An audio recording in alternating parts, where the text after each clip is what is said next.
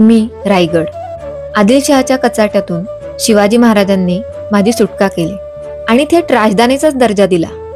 एवढा मानमरातब मिळाला हो मला, अक्षरशः आनंद गगनात मावेनासा झाला. विश्वासच बसेना माझा.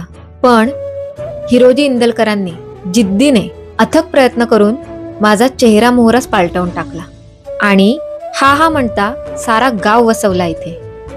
काय सांगू, एवढ्या रांगड्या खडकाला इतकं सुंदर रूप येऊ शकतं याचा विचारच केला नव्हता.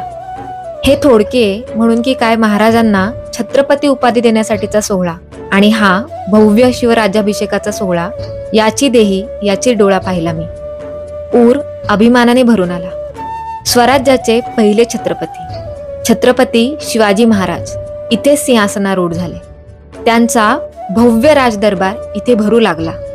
स्वराज्याचे स्वप्न पूर्ण करण्यासाठी आपल्यासारख्या कवडी मोलाचा उपयोग छत्रपतींना होतो आहे, यातच काय ते सुख.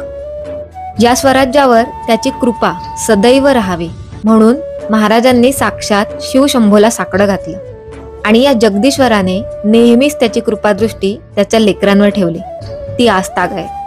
हा रायगड भव्य दिव्य नेत्रदीपक केला तो छत्रपतींनी. तो तसाच टिकवला तो त्यांच्या मावळ्यांनी.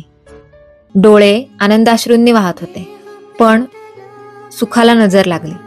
जगदीश्वराचे महाराजांना बोलावणे आले. ज्या छत्रपतींचा राज्याभिषेक सोहळा या डोळ्यांनी पाहिला, त्याच डोळ्यांना त्यांची मृत्यू पाहण्याची शिक्षा मिळावी. शिक्षा म्हणावी की छत्रपती इथूनच अनंताच्या प्रवासासाठी विलीन झाले, हे भाग्य म्हणावे. हे आजही कळत नाही. जगदीश्वराकडे एकच मागणे आहे. धर्म वाचवण्यासाठी, स्वराज्य उभारण्यासाठी लढाई छत्रपतींनी केली. या पृथ्वीच्या अंतापर्यंत याची चाड प्रत्येक माणसाला राहू दे आणि याची जाणीव करून देण्यासाठी मी कायम असाच उभा ठाकलेला असेल या पृथ्वीच्या अंतापर्यंत.